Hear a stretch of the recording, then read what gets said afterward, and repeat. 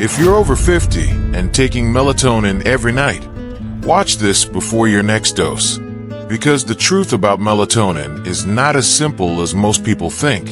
A lot of people call it a sleep vitamin. Some call it a natural cure. Some people take it every single night and never question it. But melatonin is not just a harmless little bedtime helper.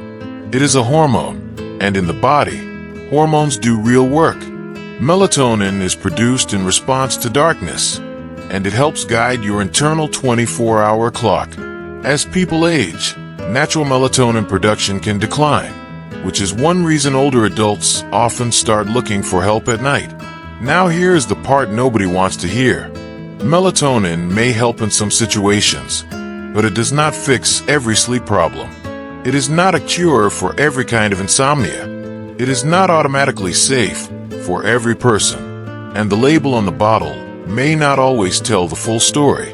NCI notes that supplements can differ from products tested in studies, that long-term safety is not well established, and that some melatonin products have been inaccurately labeled.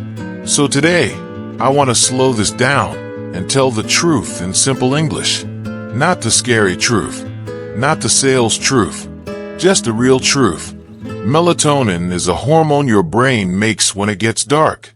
That darkness signal helps your body understand when it is time to sleep and when it is time to wake up. It is part of your circadian rhythm, which is your body's built-in clock. Bright light at night can block melatonin production, which is one reason late-night screen time can make sleep harder. That means melatonin is not a sleeping pill in the usual sense. It is more like a timing signal. That is an important difference. When people think of sleep, they often think, I need something that knocks me out. But melatonin is usually less about knocking you out and more about helping your body get the message that it is nighttime. That is why it may be more useful for body clock problems, like jet lag or delayed sleep-wake phase disorder, than for long-term insomnia that has many causes. And this is where many people get confused. They take melatonin because they cannot sleep. But the real question is, why cannot they sleep? Sometimes the answer is stress. Sometimes it is pain. Sometimes it is a noisy room. Sometimes it is snoring or sleep apnea. Sometimes it is a medication. Sometimes it is too much light at night. Sometimes it is a body clock problem. If you do not know the reason, you may be treating the wrong problem.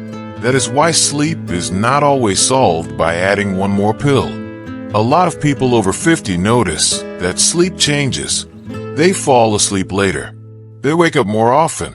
They wake up too early. Or they feel like sleep is lighter than it used to be. That is very common, and it can be frustrating. Mayo Clinic notes that melatonin production declines with age. So it makes sense that older adults may look for support. But it makes sense does not mean it always works or it is always the best choice. Melatonin also feels safe to many people because it is sold as a supplement. That simple label makes people trust it. But supplements are not the same as prescription drugs. NCI explains that dietary supplements are regulated differently and less strictly than prescription or over-the-counter drugs, and products bought in stores or online may differ from products tested in research. So the real story is not, people over 50 should never use melatonin. The real story is, people over 50 should understand exactly what it is, what it does, and what the risks are. Now let us be fair. Melatonin is not fake. It does have some uses. NCI says melatonin supplements may help with jet lag, delayed sleep-wake phase disorder, some sleep disorders in children, and anxiety before and after surgery.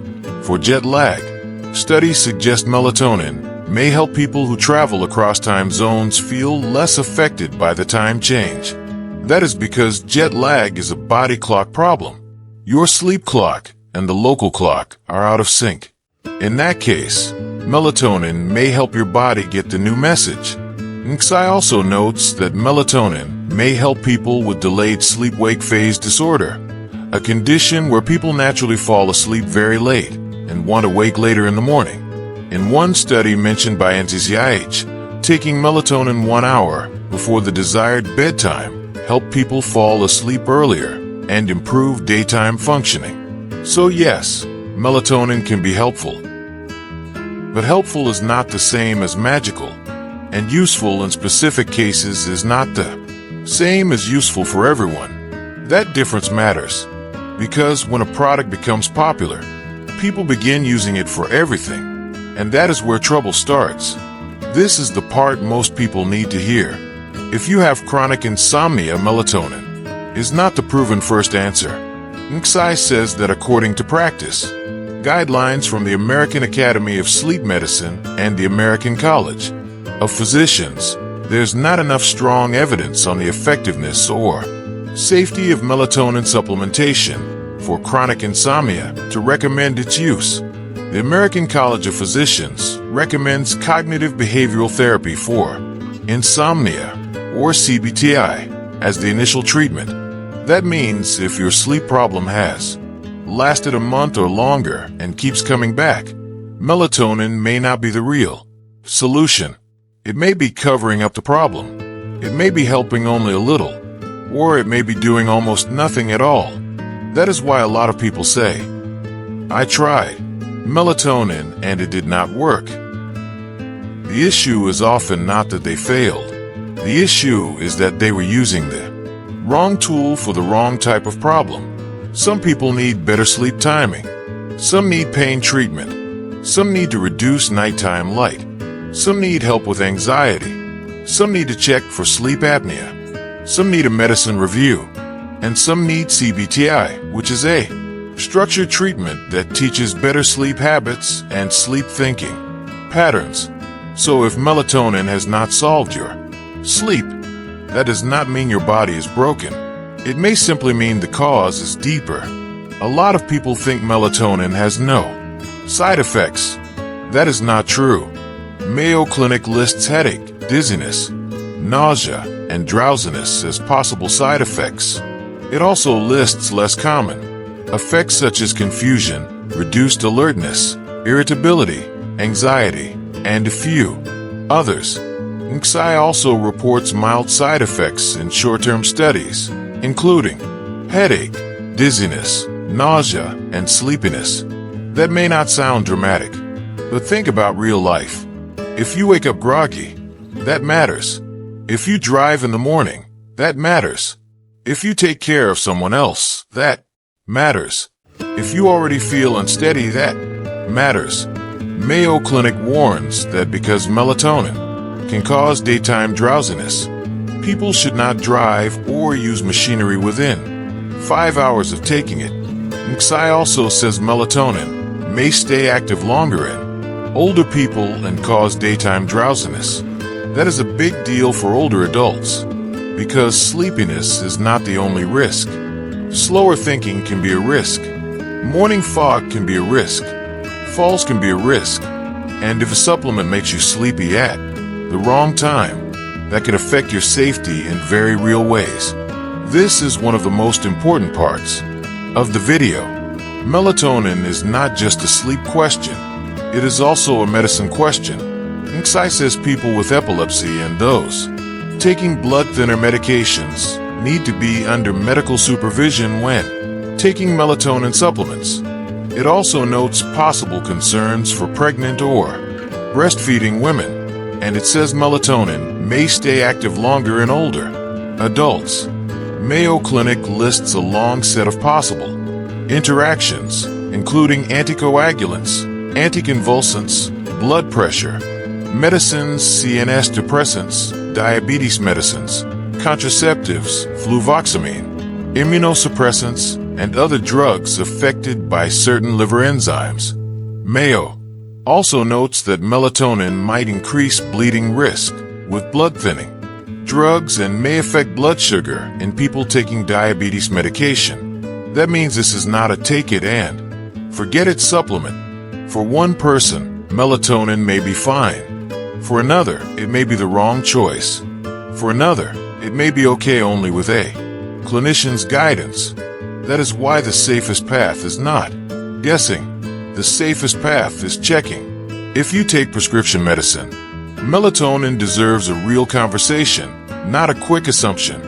This may be the biggest surprise in the whole video. The dose on the bottle may not match what is inside. NXI reports that studies found melatonin supplements sometimes did not match the label, and some products contain serotonin as a contaminant. It also reports a 2023 study where many melatonin gummy products were inaccurately labeled, with some containing far more or far less melatonin than stated. Think about what that means. You may believe you are taking a small dose, but the product may contain much more, or much less, or something you did not expect. That is a problem because people use melatonin to control sleep timing. If the amount is unpredictable, the effect becomes unpredictable too. NXI also notes that supplements may vary from products tested in studies, and that the amount of ingredients can vary. So even before you ask, does melatonin work? You also have to ask, what exactly is in this bottle? That is a very different question, and many people never think to ask it. People love the word natural. It feels soft. It feels harmless. It feels pure. But in health, natural is not a safety guarantee. NXI specifically reminds people that dietary supplements can interact with medicines, may pose risks for people with medical problems or upcoming surgery, and that product quality can vary. It also says that some supplements may not contain what is listed on the label. Melatonin is a good example. It is often marketed as gentle, and for many people, short-term use appears safe.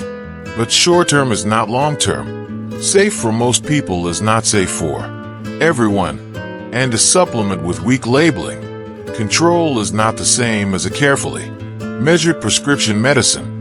NXI says that short-term use appears safe for most people, but long-term safety is still lacking.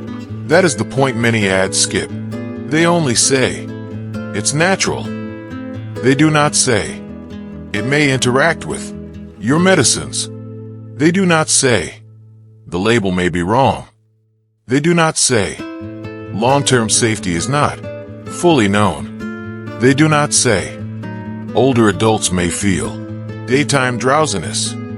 They do not say, talk to a clinician if you take blood thinners or have epilepsy. That is why this conversation matters.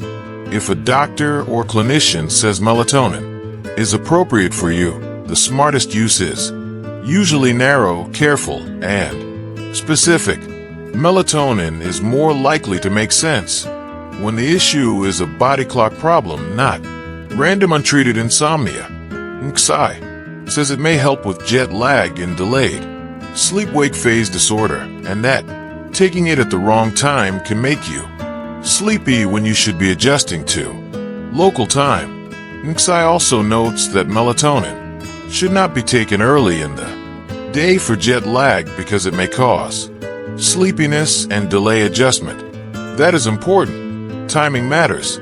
More is not always better, and using it every night without asking why may turn a short-term helper into a long-term habit. A smarter sleep plan usually starts with the basics. Dim the lights at night.